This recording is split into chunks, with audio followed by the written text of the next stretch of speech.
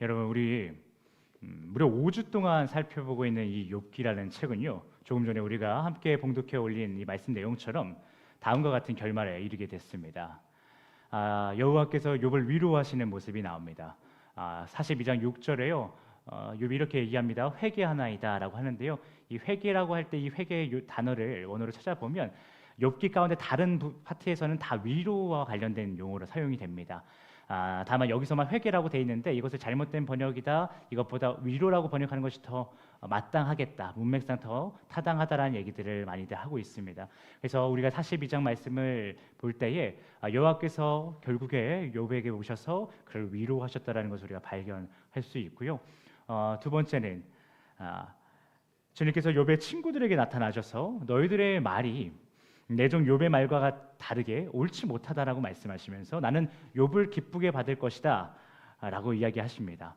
이를 통해서 욥과 세 친구 간에 있었던 지혜 논쟁에 대한 승자 판결을 내리시는 장면이 드디어 욥기 42장에 나오게 됩니다.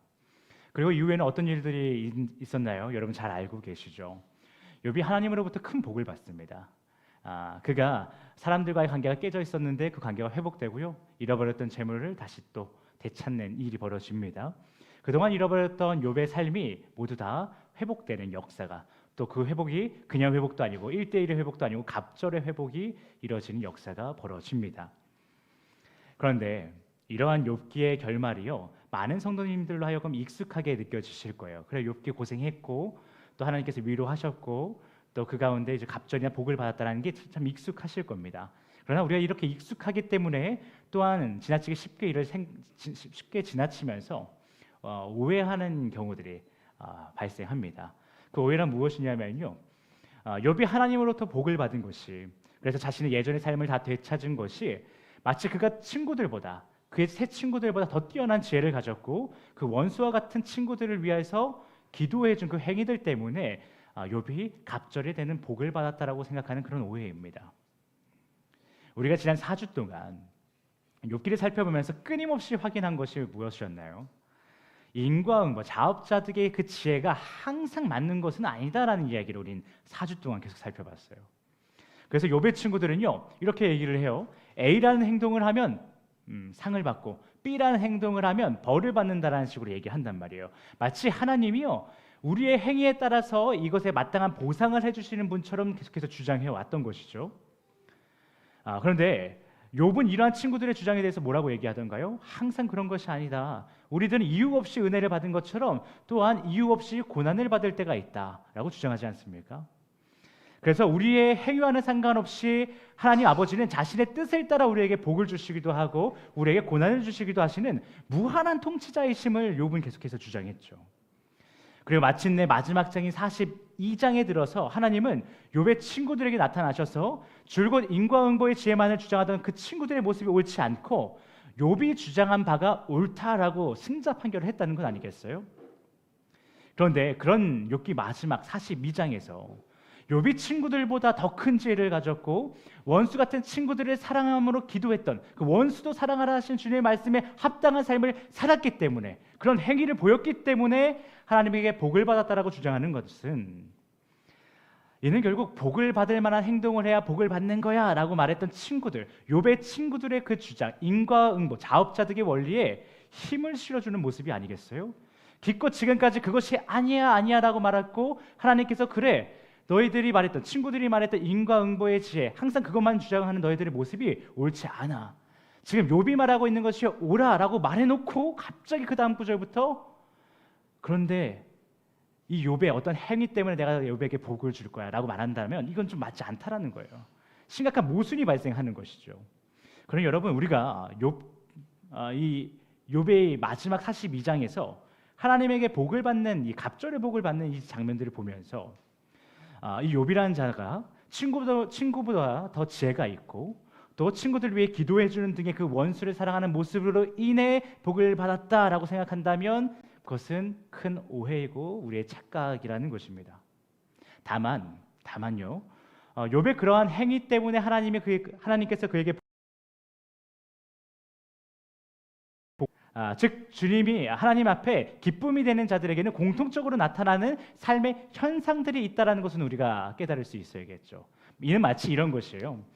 여러분과 제가 우리의 의 때문에, 우리 어떤 행위 때문에 구원을 받는 것은 아니지만 구원을 받는 자들, 즉 하나님의 백성으로 선택받은 자들의 삶에는 성령님의 인도하심으로 인한 그만한 삶의 징표들이 나타난다라고 우리가 말하지 않습니까? 그와 같은 개념인 거예요. 욥이 어떤 행위 때문에 복을 받진 않았지만, 갑절에 복을 받은 것은 아니지만 하나님께 복을 받고 하나님에게 기쁨이 되는 자들의 삶에는 일정한 성령님의 인도하심으로 인한 일정한 행위들이, 삶의 징표들이 나타난다는 것이죠. 그래서 여러분과 제가 지난주 어떤 이야기를 나눴나요? 하나님과 친밀한 가운데 거한 자들, 그래서 하나님의 절대 주권을 인정하는 자들에게 나타나는 그 성숙한 신앙의 고백이 있으니 그것이 바로 아무것도 바라지 않는 신앙 고백이다라는 이야기를 지난주에 하지 않았습니까? 그래서 우리는 이 신앙 고백에 대해서, 아무것도 바라지 않는 신앙 고백, 이 신앙 고백에 대해서 좀 더 심화 과정에 들어가기로 원합니다. 욥의 그 아무것도 바라지 않는 고백을 우리가 오늘 보다 더 자세하게 살펴보므로 이러한 신앙 고백이 우리의 삶과 우리 헤이스 신앙 공동체 가운데 실질적으로 자리 잡히기를 예수 그리스도 이름으로 소망합니다. 사랑하는 헤이스 패밀리 여러분, 욥과 같이 성숙한 신앙 고백, 하나님과 친밀한 가운데 그의 절대 주권을 인정하고 그 안에서 진정한 자유함을 맛보는 참된 그리스도인의 삶, 여러분 그것을 정말 원하십니까? 여러분 하나님을 믿고 하나님에 대한 신앙 고백을 하기를 그냥 겉으로만 일주일에 한 번 입으로만 고백하는 것이 아니라 진정한 나의 삶으로 고백해서 그 고백이 되어지는 그 삶 현장 그 한가운데에서 하나님이 주신 참된 자유를 여러분 정말 경험하고 싶으십니까? 경험하고 싶지 않으십니까? 다시 한번 물어보겠습니다, 여러분. 여러분의 삶 가운데에 하나님이 주신 참된 자유를 여러분 경험하고 싶으십니까? 그렇다면 금요일 말씀을 통해 주님께서 여러분으로 하여금 깨닫게 하실 아무것도 바라지 않는 신앙 고백이 무엇인가에 대해서 간절하게 소망하는 마음으로 오늘 이 메시지 시간에 초집중하시기를 또한 예수 그리스도의 이름으로 축복합니다. 자, 그렇다면 여러분 욥기 전체를 통해 욥이 우리에게 보여준 아무것도 바라지 않는 신앙 고백, 결국 하나님으로부터 회복과 평안이라고 하는 그 복을 받은 신앙 고백은 과연 어떤 모습을 말하는 것일까요? 계속해서 고민해 보기 원합니다.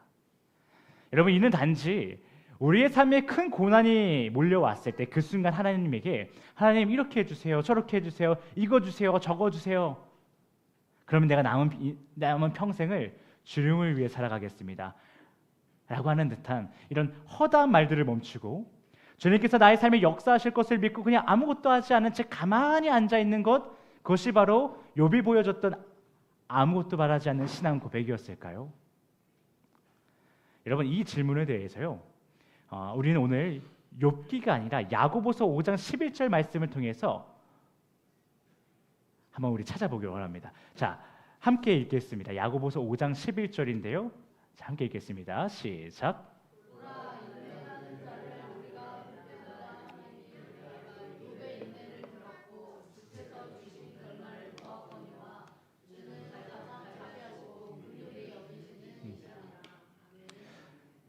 여러분, 이 야고보서 5장 11절 말씀이요, 욥이 보여줬던 아무것도 바라지 않는 신앙 고백이란 무엇인가라고 하는 우리의 그 질문에 아주 좋은, 중요한 힌트를 주고 있습니다.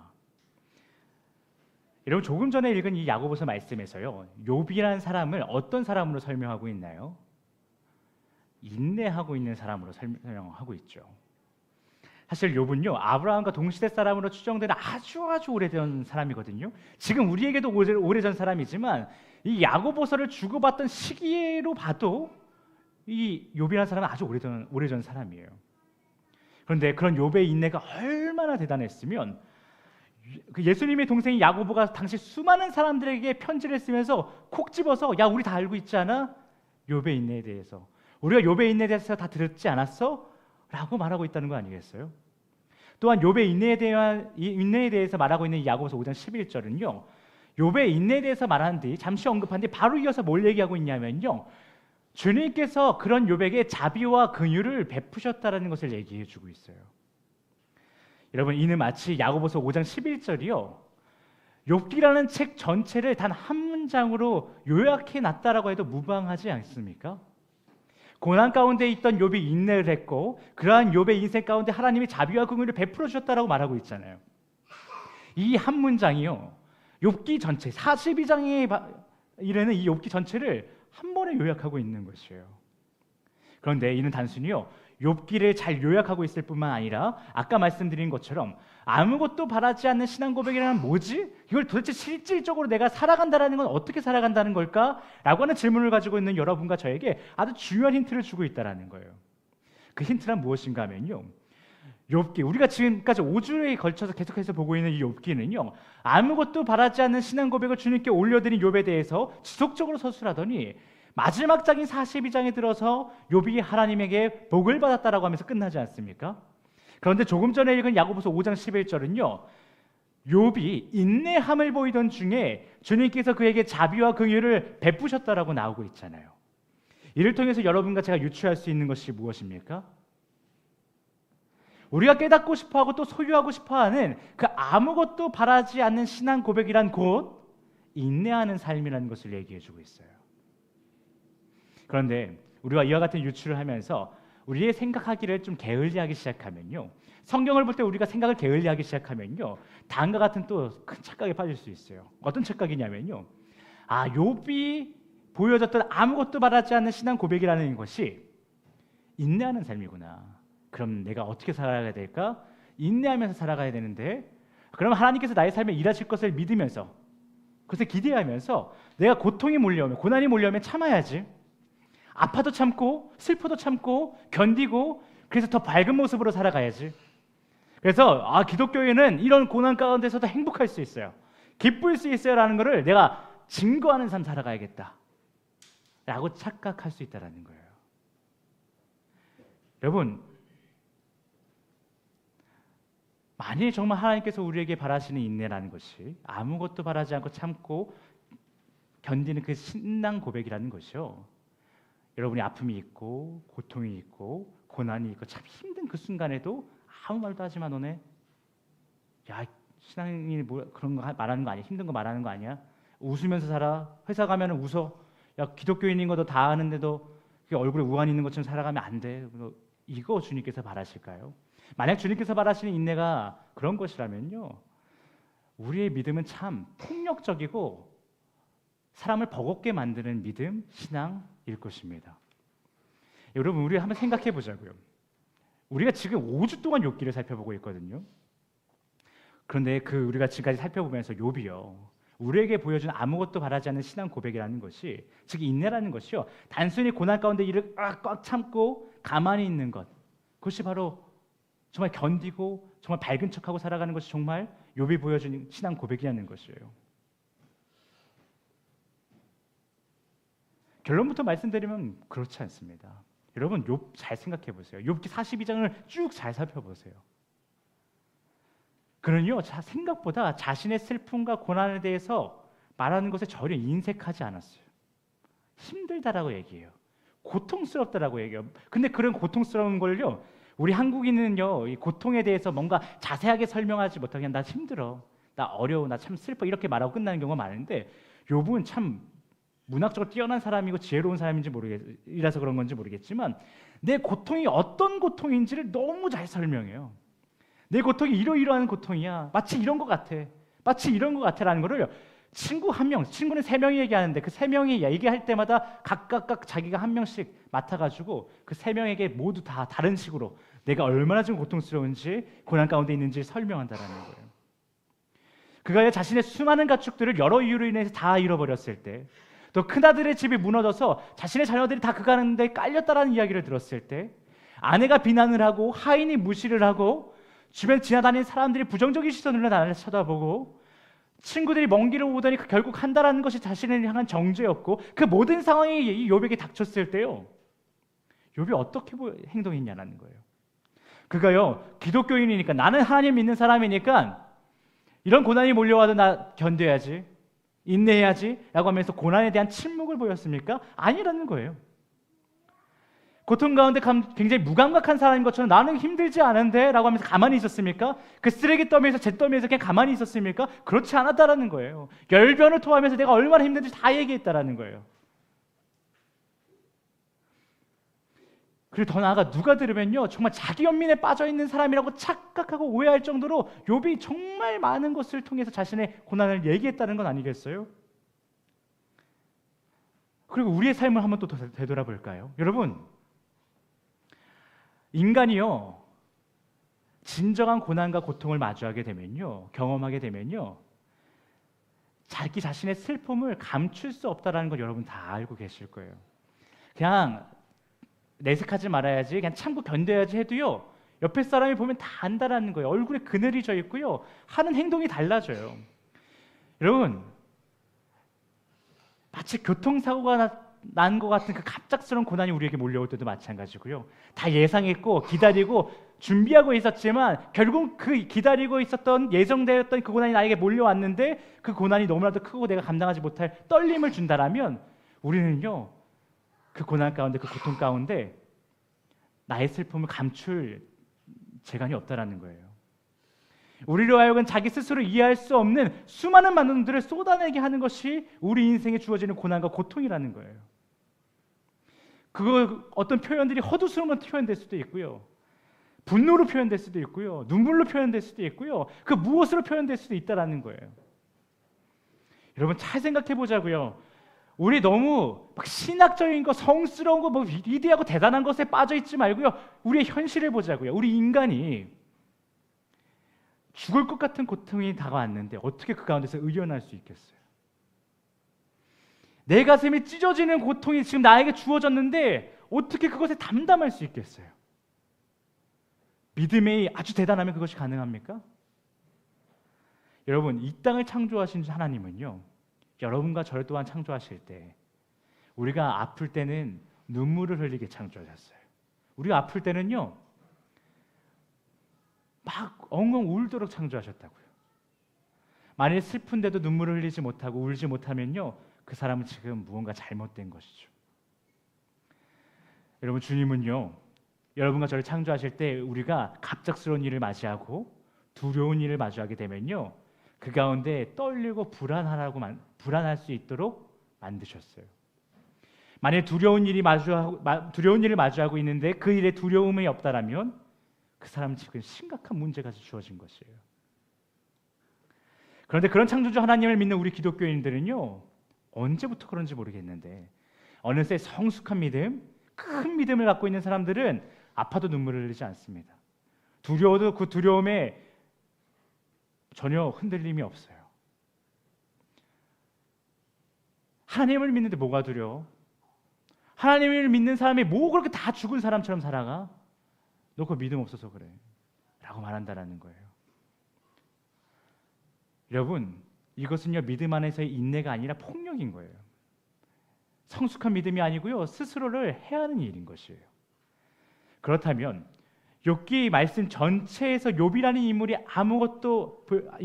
보여준 그 아무것도 바라지 않는 신앙 고백, 오늘날 우리가 익숙한 표현으로 다시 한번 얘기하자면 고난 가운데 인내하는 삶이란 과연 그럼 무엇을 의미하는 것일까요? 뭐 어떻게 살아가라는 것일까요? 여러분, 그것은 바로 여러분의 삶에 이유를 알 수 없는 고난이 몰려올 때에, 그래서 이 고난이 왜 나한테 주어졌지? 왜 나지? 라는 질문이 몰려와서 너무나도 답답해서 가슴을 치고 있을 때에 여러분 주변에 많은 사람들이 쏟아내는 자업자득의 원리, 너 그거 이렇기 때문에 그렇게 이런 일이 생긴 거야, 너 그거 저렇게 행동하지 않아서 너의 삶에 지금 이렇게 고난이 몰려온 거야 라고 하는 그 수많은 말들이 있지 않습니까? 그 수많은 말들에 대해서 손쉽게 인정해버리지 않고 인내하는 것, 그 인내를 얘기하는 거예요. 그리스도인의 인내는요, 그리스도인의 고난 가운데 보여야 할 인내라는 것은요, 왜 이런 고난이 나에게 왔지라고 하는 그 답답한 가운데 주변 사람들이 지나가면서 쉽게 던져버리는 너 그거 이래서 그래, 너 이래서 그래 라고 말하는 그 수많은 얘기들, 그것을 손쉽게 인정하지 않고 견디고 가만히 인내하는 것을 얘기한다는 거예요. 여러분, 우리의 삶에 있었던 수많은 고난들을 되돌아보면요, 때로는 우리에게 주어진 그 고난 그 자체보다 하나님을 믿는 나에게 왜 이런 고난이 주어졌지? 또한 내가 평소보다 하나님을 지금 더 잘 믿고 있었는데 요즘에 내가 정말 하나님 믿기를 너무 열심히 하고 있었고 그래서 나 스스로도 뿌듯했는데 왜 그런데 갑자기 나한테 이런 일이 생겼지? 라고 하는 질문이 우리 각 사람을 더 힘들게 할 때가 있다는 거예요. 그래서 그 고통스러운 질문을 쉽게 해소하고자 그 허무함과 절망감을 빨리 벗어나고자 주변의 사람들이 말하는 수많은 고난의 이유들에 대해서 손쉽게 인정함으로 과거에 내가 이런 일을 했기 때문에 지금 고난이 주어졌구나.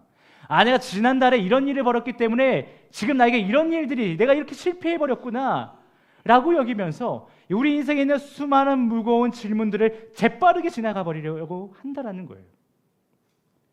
그래서 그 쉬운 길에 서서요, 그 재빠르게 지나간 다음에 그 쉬운 길에 서서요 안도의 한숨을 쉬면서 이제 내가 고난의 이유를 알았구나. 내가 이것에 대해서 주님 회개합니다. 그래 주님 이제는 이 고통에서 내가 벗어나게 하여 주시옵소서 라는 식의 기도를 한다는 거예요. 그런데 여러분, 수많은 성도들이 행하고 있는 이러한 고난의 대처법들은요, 이유를 알 수 없는 고난 가운데 있는 여러분과 제가 주님께 올려드릴 고난에 대한 대처법으로서 하나님은 옳지 않다라고 말씀하신다고요. 만일 주님께서 우리가 고난에 당할 때에 그에 대한 마땅한 반응으로서 주변 사람들의 말을 듣고요, 너 이거 그래서 그래, 저래서 그래 라고 하는 말들을 듣고요, 그들이 말하는 고난의 이유에 대해서 우리가 손쉽게 인정해버리는 것이 하나님께서 우리에게 바라시는 고난에 대한 마땅한 대처법이었다면, 여러분 이 욥이라는 인물은요, 자신의 친구들 중에 제일 처음으로 발언했던 엘리바스의 발언, 그 발언을 듣자마자 욥기 7장이거든요 42장까지 갈 것도 없고요, 여기 욥기는 한 7, 8장쯤에서 끝났으면 돼요. 엘리바스가 이야기했을 때 너 이래서 지금 고난당하는 거야 욥아 라고 했을 때 욥이 그냥 바로 인정해버렸을 거예요.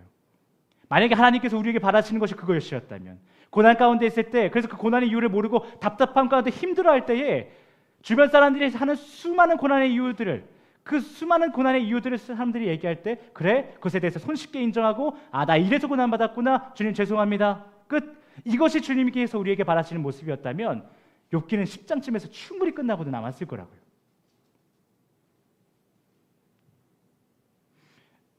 왜냐하면 그는 1장에 나오잖아요. 하나님이 싫어하는 일을 절대 안 했던 사람이라고 주님이 인정해 주셨잖아요. 그런 욥이었다면, 그리고 하나님이 바라시는 고난에 대한 마땅한 반응, 대처법이 주변 사람들이 이 말 저 말 저 말 많이 하지, 그거 다 귀담아 듣고 그거 다 너의 고난의 이유로 삼고 손쉽게 그것을 인정하고 그것을 회개해, 그것이 하나님이 우리에게 바라는 거였다면 욥은 절대로 엘리바스의 이야기를 그냥 지나치지 않았을 거라고요. 그러나 욥이 어떻게 했습니까? 친구들이 자신의 고난의 이유에 대해서 다양한 말로 이야기해 주었을 때에 그 순간 그들의 말을 인정했습니까? 그렇지 않아요. 인정하는 것이 아니라 그들의 수많은 말 가운데 인내하기 시작해요. 그리고 주님은 그러한 욥이 옳다라고 말씀하셨다는 거예요. 왜요? 왜 친구들의 권면을 듣지 않은 욥의 행위가 하나님이 보시기에 옳았을까요? 혹시 주님은 고난 가운데 있는 우리가 친구들의 말과 공동체의 권면을 무시하는 것이 주님이 보시기에 옳았기 때문이었을까요? 절대 그렇지 않았겠죠. 하나님은 고난 가운데 있을 때, 우리가 신앙생활을 할 때에 공동체가 서로를 권면하는 것이 마땅하다라고 말씀하시는 주님 아니십니까? 그러니 그것은 아니었을 거예요. 그런 이유는 아니었을 거라고요. 그렇다면 욥기를 통해 주님께서 오늘 우리에게 말씀하시는 바는 무엇이었을까요? 도대체 어떻게 행동하라는 것일까요?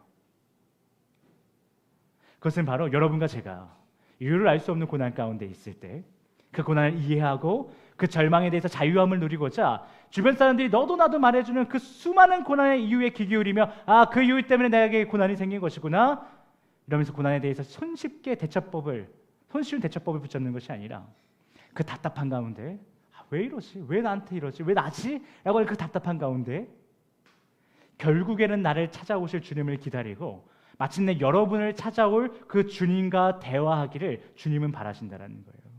너 고난 가운데 도대체 누구랑 대화하고 있니?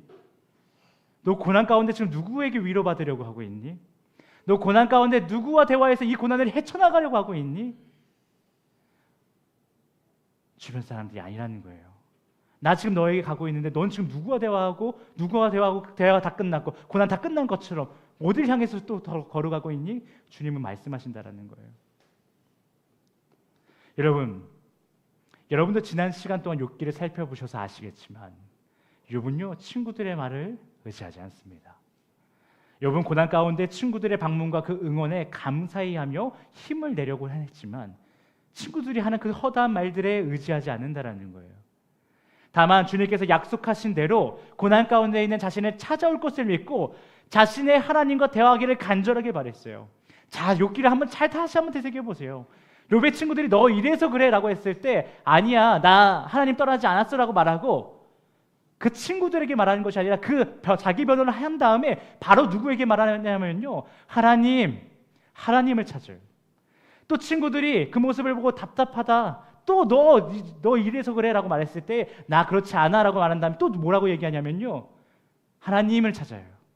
욥은요 끊임없이 친구들과 교제하지만 교제 가운데 벌어지는 친구들의 말에 의지하는 것이 아니라 교제가 끝난 다음에는 꼭 하나님을 찾는다고요.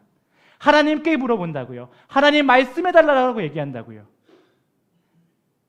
여러분, 욥이라고요 그 친구들의 말에 인정 안 하고 싶었겠습니까? 욥도요 그러한 자업자득과 인과응보의 지혜가요 익숙했던 사람이에요. 그래서 그 친구들의 말을 그냥 인정해버리고 사람들 앞에서 죄송합니다, 제가 이렇게 죄를 지었었습니다, 저 그래서 지금 회개합니다 라고 하면요 사회적인 인식이 다시 바뀌었을 거예요. 아, 이제 정신 차렸구나, 우리의 형제가 돌아왔구나, 축제를 하려고 친구들과 잔치를 벌였을 거라고요. 얼마나 행복하겠습니까? 쓰레기 더미에 앉아있던 욥을 사람들이 와서 이렇게 세워줬을 거라고요. 근데 욥이요 그 쉬운 길을 포기하는 거예요. 그 쉬운 길 가운데에서 인내하는 거예요. 왜요? 내가 이 고난 가운데에 붙잡을 것이 친구들이 아니라 주님인 것을 욥이 알았기 때문이에요. 여러분, 그러니 어떤 일이 벌어집니까? 그런 인내를 길게 끊임없이 했던 욥의 삶에 어떤 일이 벌어집니까? 주님이 찾아오시잖아요. 정말 주님이 욥에게 찾아와 말씀하시잖아요.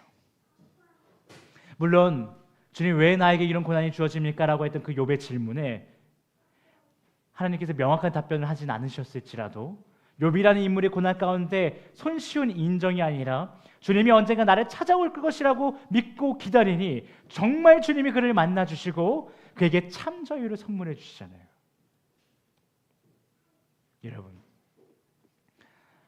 여러분과 제가 넘치는 고난 가운데 있을 때 주변 사람들이 말하는 갖가지 고난에 귀 기울이며 나의 고난은 이런 것 때문에 주어진 것이었구나, 그래서 내가 고통을 받았던 거구나, 그럼 이제 이 고난에 대한 고민을 끝내고 회개해서 내 삶을 회복시켜야지 라고 넘어가려는 그 손쉬운 방법에 대해서 인내하는 삶을 사시길 예수 그리스도의 이름으로 축복합니다.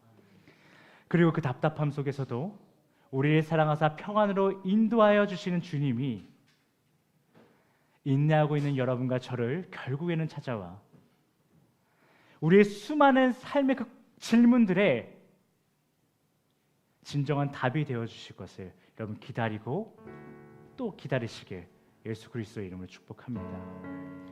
사람이 주는 답은요 그 순간에서만 끝나지만 우리가 기다리고 기다리는 그 인내 가운데 주님이 찾아와서 여러분 마음 가운데 말씀해 주시면요 그 순간 그렇게 여러분에게 찾아오셔서 하나님 그 스스로가 여호와 하나님이, 창조주 하나님이 여러분 인생의 수많은 질문들 가운데 진정한 답이 되어주시면요 그 답은 그 예수 그리스도라고 하는 그 하나님이라고 하는 그 답은요 그 순간의 그 고난에만 해당하는 것이 아니라 여러분 삶에 이 땅이 끝나는 그 마지막 순간까지 있을 그 수많은 그 다양한 고난들 가운데 그 가운데서 우리가 하는 또 많은 수많은 질문들 가운데에 모두 합당한 답이 될 것이라는 거예요.